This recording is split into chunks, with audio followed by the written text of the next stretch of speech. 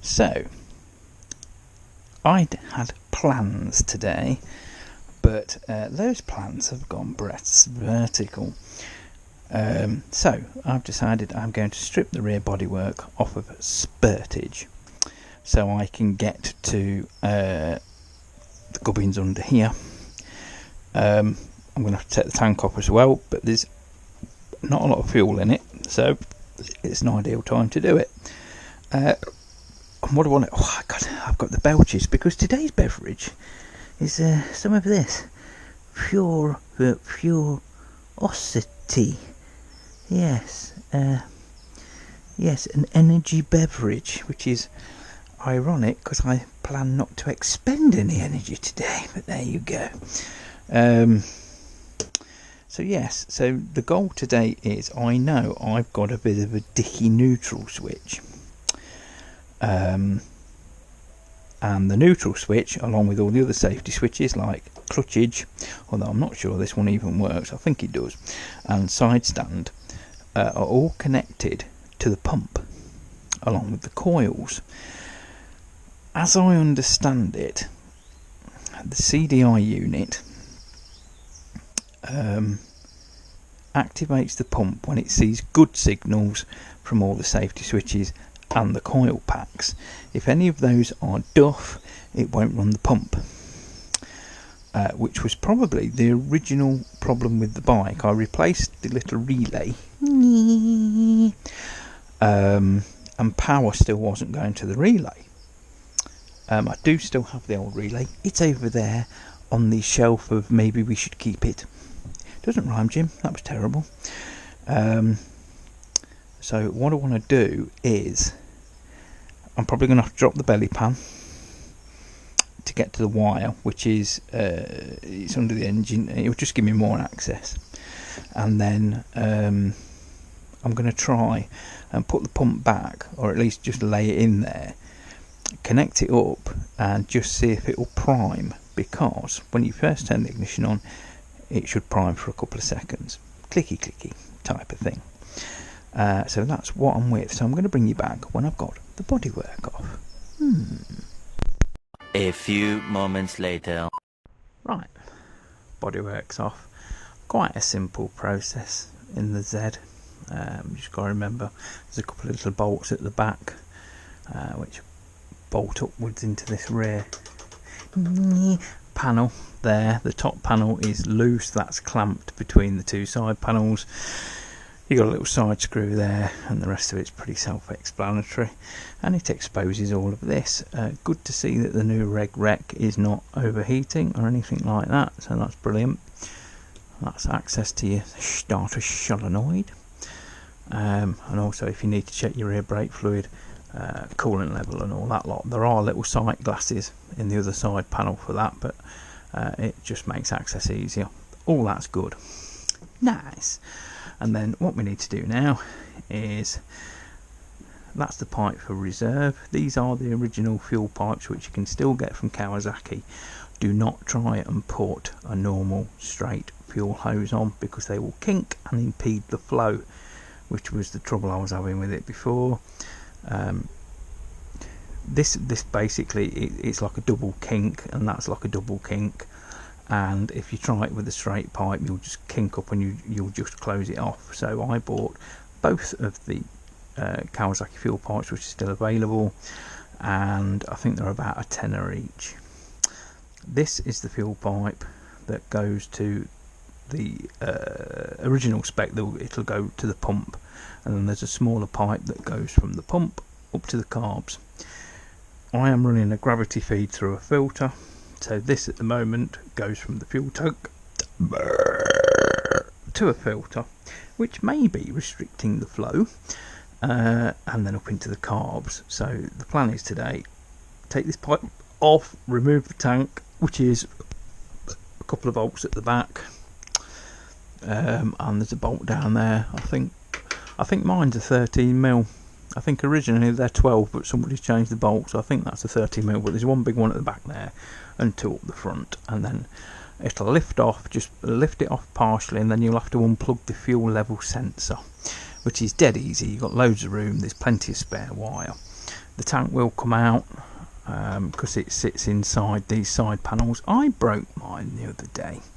At some point I will fix it, but it's not important, it's not loose. So that's the next job. Tank off. Yes, rhymes with wank off. Jim! In other news, I bought myself some magnetic tool holders. Just so I... It doesn't look like it, does it? But so I could tidy the bench up a bit. My most commonly used tools are on the holders. It has made a little bit of difference. But now I'm looking for an Allen key. Yes. Tank's off.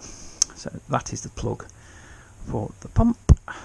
That is the plug for the level sensor, and as you can see, this is the pipe that came down from the tap, and I've got it going down there into a filter into the carb. Now what normally happens is the pump sits in that area there, and you'd have a pipe going to the pump and then another pipe going up. Oh god, here we go. What I say, knobhead? Your power go off yesterday. How would I know? Well, if you got half a brain, you might. Oh, it's on. It's off. It's on. It's off. It's on. It's off. Where was I yesterday? Lyra. There you go. So how am I going to know unless I've got a crystal ball? Oh, that's very true. Call yourself a twat. Twat. Well done. Thank you. Welcome calf, poached eggs.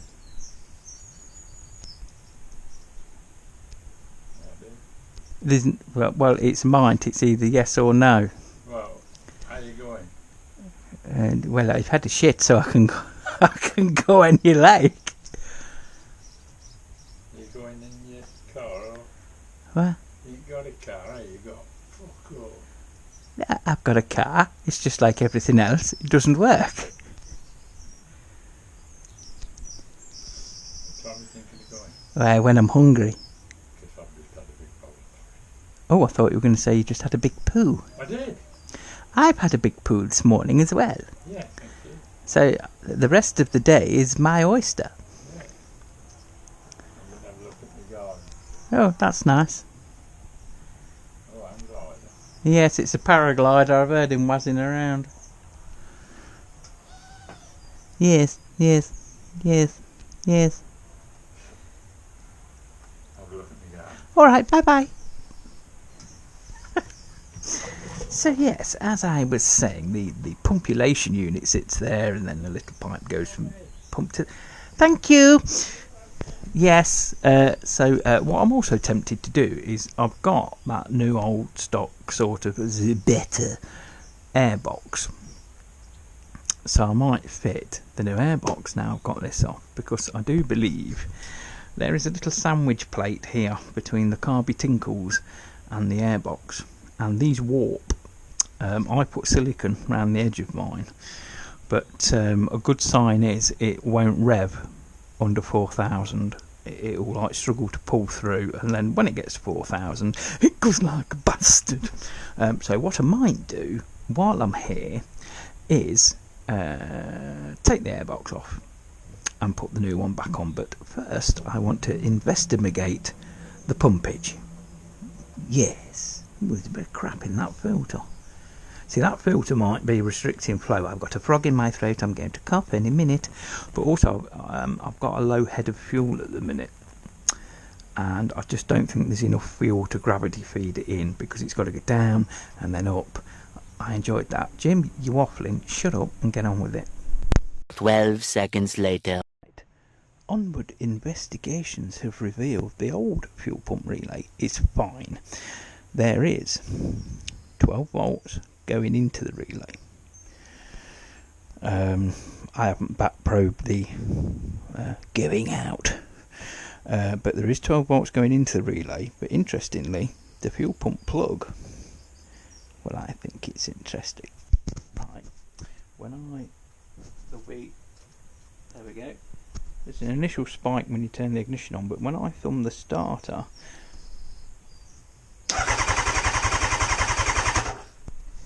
there's only 7.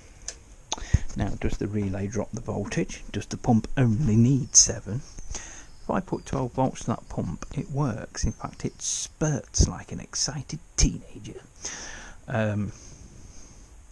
So I'm going to have a bit of an head scratch on this.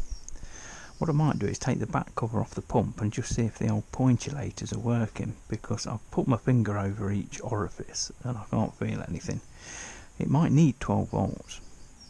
So I don't know. I'm going to have a read up on it. One eternity later. Right then, folks. The points on the back of the pump, which I showed you last time, aren't working. But the actual fuel shut-off feature is working. Basically, the fuel pump, when you turn the ignition on and off, acts like a secondary fuel tap. It shuts the flow off. As you can see, there's a diaphragm there which is attached to the electromagnet, and what the points in it do is turn on and off the electromagnet, so this pulses up and down, making a pump. As you can see in the light, there's a pattern to it, and those patterns, Blue Peter moment, line up with holes on the other end of the pump. This is just a crimp fit, but it's got to be spot on with the diaphragm. And basically what it does, you've got fuel coming in one and pumping out the other. And what it does, when it pulses, it allows fuel into this chamber.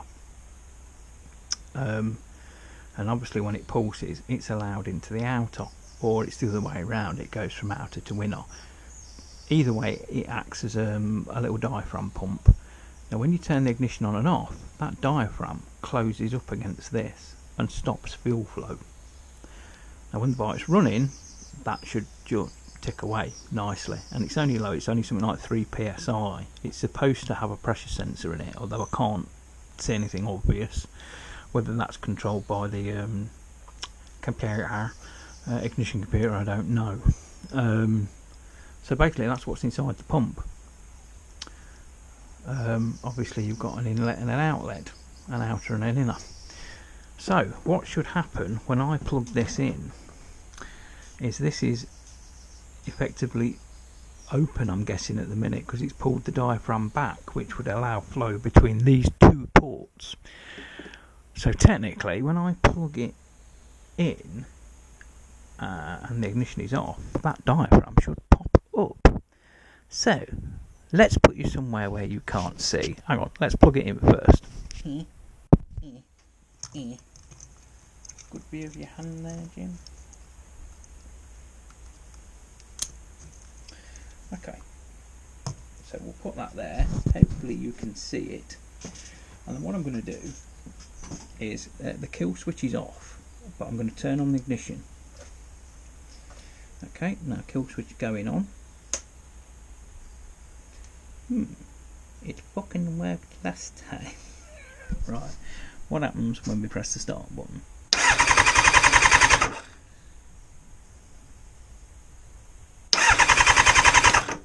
Okay, and kill switch. Yeah, so that part of it's working.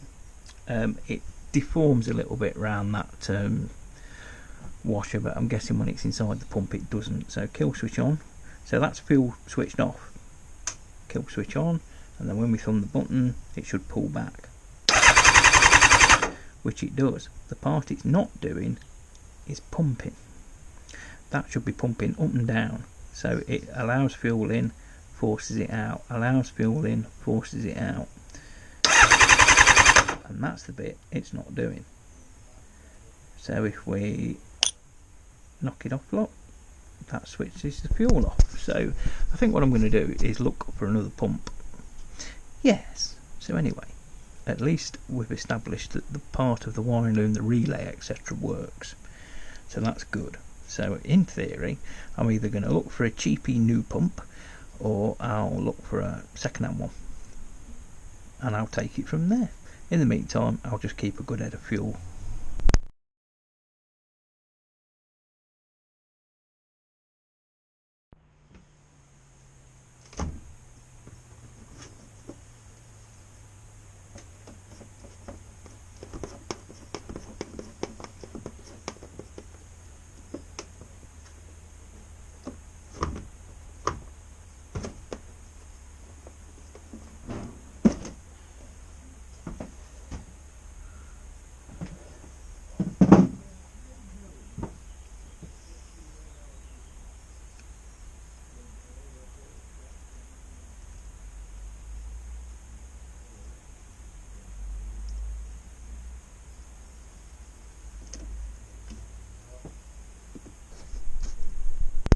the other airbox with all the proper Kawasaki bolts in, but I've not checked whether there's an air filter in it, so I better do that. That bottom plate, I'm sure, is warped. I don't think it's the plate here that's warped. I think it's the airbox that's warped. If I was sensible, I'd go and get a straight edge. Oh look, a straight edge, and put it across there, see what the difference is. Yes, but that'd be being practical, wouldn't it, and sensible. Don't want any of that. Yes, so I've just done some trawling about on the Bay of E. We now know that the fuel pump is defective. You can get a repair kit. The points at the back. You can get a repair kit off places like Wamoto. So obviously it's a known issue. But I just had a quick look on the Bay of E. Hand gestures. And it looked like about 85 quid was the going price, and then I did a bit more scrolly, and used ones about 50 quid, well anywhere between 50 and 80 quid for a used one. You know, people will just put whatever price some idiot will pay, and if you don't know any better you'll pay it. But I've just done a bit of a scrolly, and I've just got a brand new pump, I believe a 2-year guarantee, for £25 posted. And then I scrolled a little bit further and saw the exact same pump, same part number, same colour, you know, the lot, same labels, by another seller, and they wanted £199 for the exact same item. So, as usual, buyer beware, but that should be here Tuesday or Wednesday. So what I'm going to do is I am going to put just a thin bead of like RTV or something around this rubber gasket. The rubber gasket's still soft, but there's only 2 bolts that hold the airbox against it, and it's there and there, so it's only getting clamping force in the middle. Ideally, if I was to design it, it'd be fucked and it'd never work. No, I'd put a bolt at the end as well, so you had an even clamping force, because obviously that's got to be airtight, just like a student nurse. Anyway, I'm going to put a little thin bead. You know I hate silicone, but in some cases it works really well. Because this clamping force there, I'm just going to put a bit of silicone just on the end quarters. And then that'll be sealed. I've yet to look inside the other airbox to see whether there's an air filter, but that is what I shall be getting on with. I shall start putting it back together. Obviously no point putting the tank on until we get the other pump. When the other pump comes, we'll just make sure it works. Well done, Jim. But at least today we've sorted out that the wiring actually works and it's doing what it should. It's the pump that's defective, so I'm quite happy with that. Ta-ra! Thanks for watching, thanks for liking, sharing, subscribing. Don't forget the Patreon. That'll do. I forgot to add, it owes me blood. While I was undoing the cap of the fuel gun, it's just a press fit, look, and then you just press these tabs back in and it seals itself. But in my experience, stuff like that never seals again. While I was undoing the tabs, I managed to stab myself with the screwdriver and I bled profusely. So that's another machine that owes me blood. That's all of them so far. Another job I could tackle today is that I think I showed you on the last video, I've got a tyre for Spurt, a rear one, because I've got a new one on the front. Nice.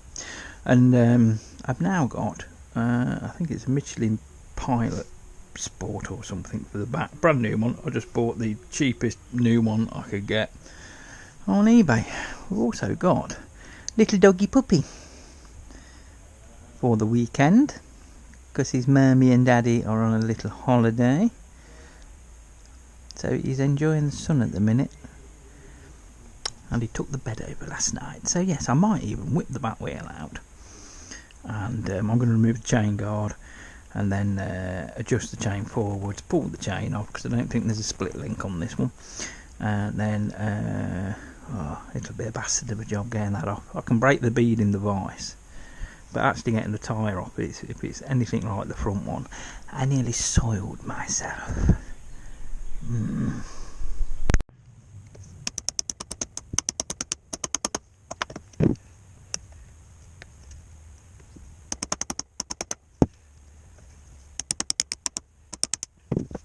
A little job I've got to do is this end plate is cracked. Now it can't fall out or anything like that, but I've got another set. I've got them quite cheap, but the only way to get it off is you got to take the axle out and pull the whole lot out, and it's secured up here with a little 8mm, and I think there's one down there. Yep, there's one down there as well, so they can't fall out. But I just don't like the idea that it's cracked. It means somebody's probably over gorilla'd something at some point. Nice. Now I've got to figure out what size that knut is.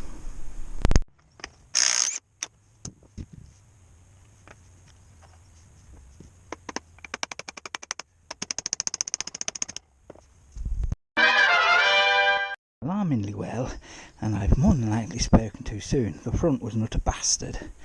But this one, once you initially got it going, obviously it gets easier as you go around. You've got to have 3 irons. But yeah, it's coming. So, yeah, fingers crossed. I may have slightly mullered the edge of the wheel, but I don't give a fuck. I would say a lot easier. But I'm totally fucked. Right. I'm going to put the compressor on probably tomorrow now. I've had enough for today. Yes, bollocks. I'll put the airbox back on and that'll be it today.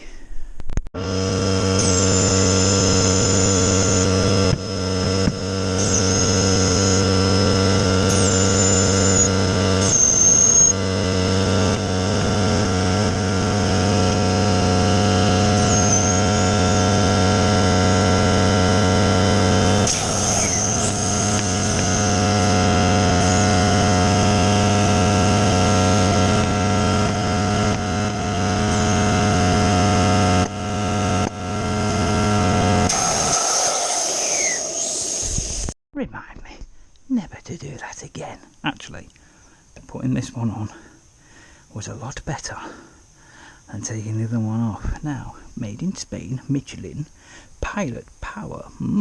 Where's the date stamp? This was sold as a brand new tyre. Oh, there we go, 0923. Yeah, that's pretty damn good. I don't know how old the old tyre is. I do believe Methuselah had it on his chariot.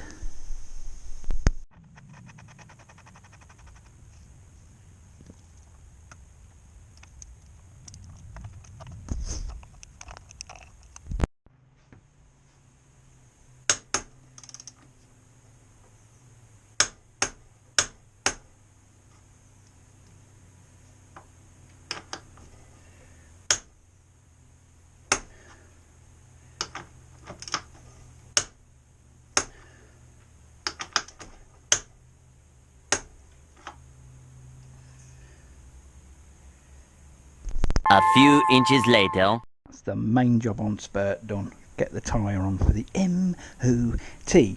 And good day, because we've sussed out that the wiring for the pump is good. The pump is ordered, so that'll be on its way next week. I'm just going to fit the airbox. And that's me done for the day, I think. Yes, I know I've said goodbye before, but goodbye again. So I've sealed the airbox to the tray all the way around. And I didn't use silicone, I used this stuff, which is Permatex Aviation Former Gasket. And what it does, it's liquid. And it stays liquid for a little while, so it runs everywhere where it needs to. So I put a sparing coat on both surfaces, just bolted it down, and then that will set, and at least I know that this end is airtight. The toughest part of getting the airbags back on bollocks is getting the snorkels in there. One goes in dead easy, but you have to fight to get the other one into bastard. Anyway, I can now continue. Titties. Titties.